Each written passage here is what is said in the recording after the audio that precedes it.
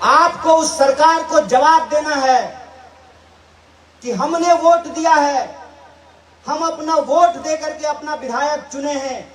आप हमारे चुने हुए विधायक को जबरदस्ती अपराधी की तरह गलत तरीके से दूसरे राज्य में कैसे जेल में बंद कर सकते हैं, इसका जवाब आपको देना है।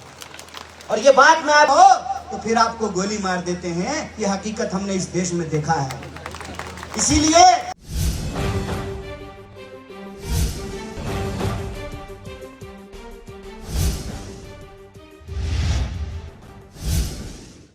नमस्कार, नेक्स्ट 9 लाइव देख रहे हैं आप और मैं हूं आपके साथ प्रज्ञा सिंह। बहुत बहुत स्वागत है आपका हमारे आज के इस खास प्रोग्राम में।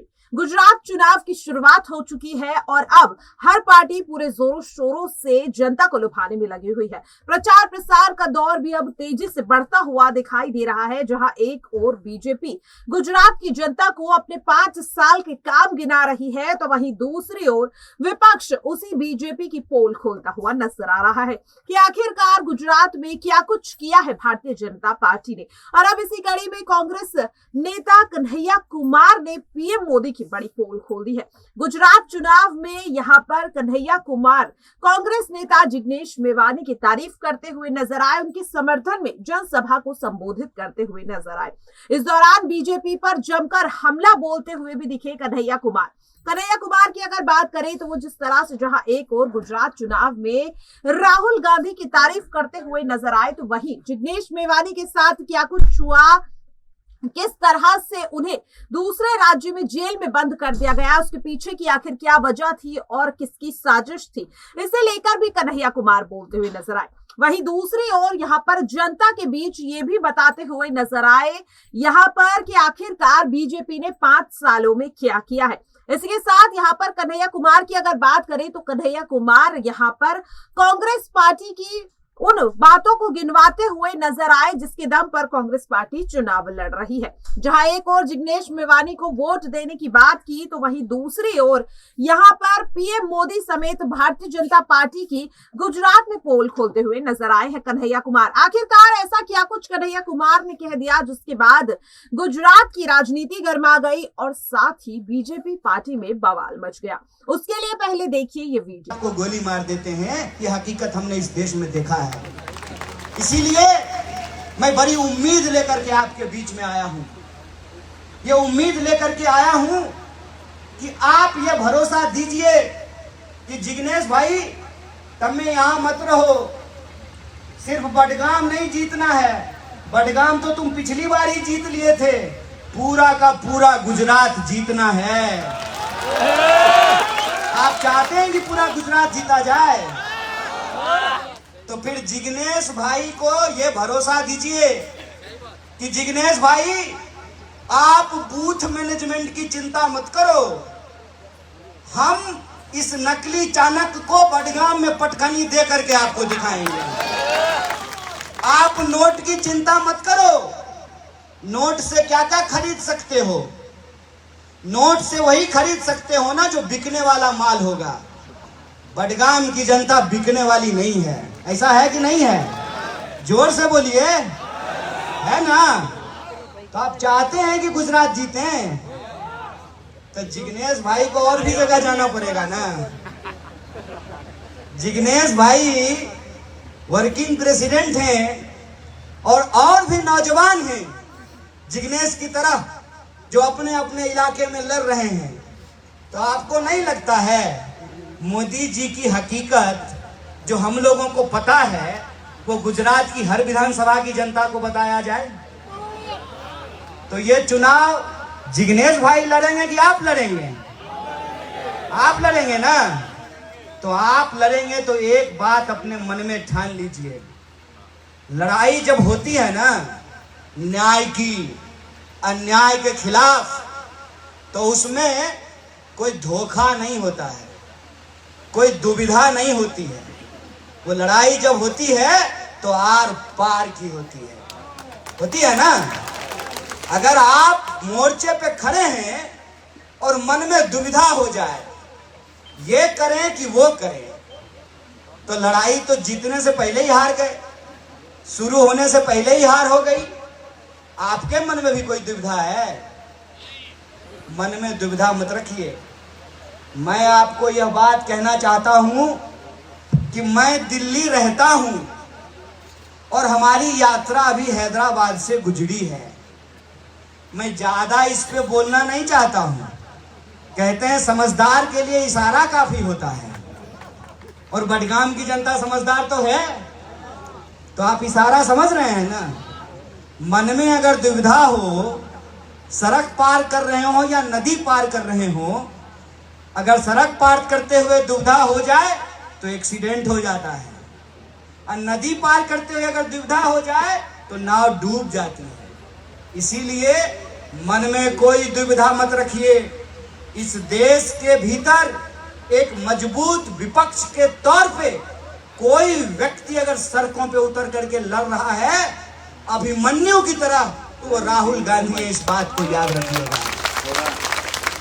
अगर आप इस बात को समझते हैं, इस बात को महसूस करते हैं, तो आप ये मत देखिए कि क्या होगा कैसे होगा, वही होगा जो आप तय करेंगे। जब मैं चुनाव लड़ रहा था तो मैं अपना अनुभव आपसे कहता हूं। कुछ नौजवान हमारे पास आए और बोले कि देखिए आपकी बात तो हमको ठीक लगती है, लेकिन हमको ये लगता है कि आपको वोट देंगे तो आप जीतेंगे कि नहीं जीतेंगे। हम बोले एक बात बताइए, ऐसा कौन सा जादू है कि आप वोट हमको दीजिएगा और जीत कोई और जाएगा? ये बात मैं आपको याद दिलाना चाहता हूं कि डॉक्टर बाबा साहब भीमराव अंबेडकर ने, इस देश की संविधान सभा ने, भारतीय राष्ट्रीय कांग्रेस ने एक ऐसा अधिकार आपके हाथ में दिया है, उस अधिकार की ही ताकत है कि मोदी जी का फोटो आगे करके सारा लुटेरा उनके पीछे खड़ा हो गया है लाइन लगा करके, और कहता क्या है, मोदी जी किसके लिए चोरी करेंगे? भतीजा के लिए, अमित शाह के धिकरा के लिए? ऐसा थोड़ी है।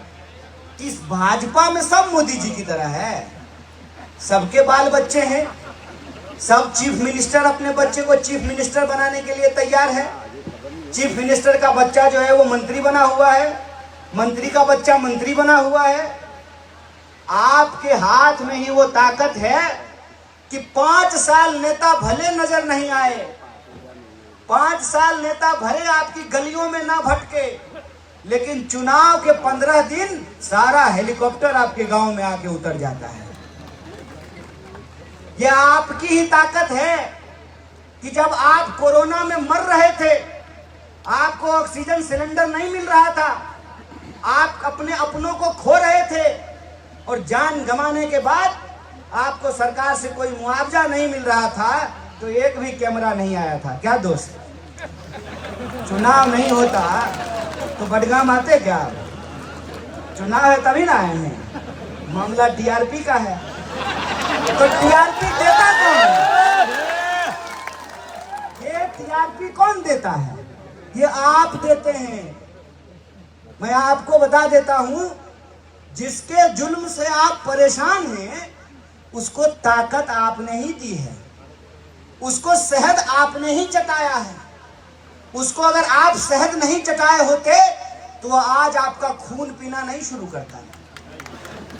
यह बात आप समझ लीजिए कि संविधान ने यह ताकत दे दी कि टोपी वाला का वोट भी एक होगा और टिक्का वाला का भी वोट एक होगा,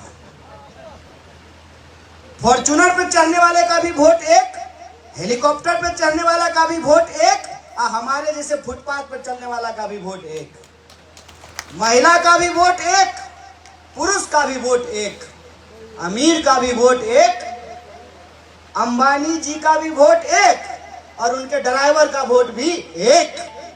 ये जो वोट की ताकत हमारे हाथ में नहीं होती तो आप देखते रंग राजा राजवाड़े की बात करते हैं, जिसके ऊपर राजकुमार होने का आरोप लगाते थे, वो रोज 25 किलोमीटर देश की सड़कों पर पैदल चलता है,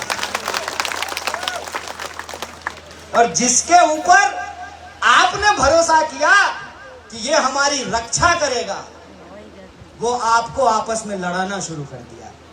तो देखा आपने किस तरह से यहाँ पर कन्हैया कुमार साफ तौर पर बीजेपी पर निशाना साधते हुए नजर आए। किस तरह से कन्हैया कुमार ने जनता से कहा कि आज सरकार को दिखाने की जरूरत है कि उनकी चालबाजी नहीं चलेगी। इसके साथ ये भी आरोप लगाया पीएम मोदी पर भी और साथ ही बीजेपी पर कि आपके वोट को खरीदने की कोशिश बीजेपी करती है, और साथ ही ये भी कहा कि इस बार जनता ये दिखा देगी कि यहाँ पर अंबानी का वोट भी उतना ही मायने रखता है और अंबानी के ड्राइवर का वोट भी उतना मायने रखता है, और आज गुजरात की जनता का वोट पैसों से खरीदा नहीं जा सकता। इस तरह की बात कन्हैया कुमार कहते हुए नजर आए।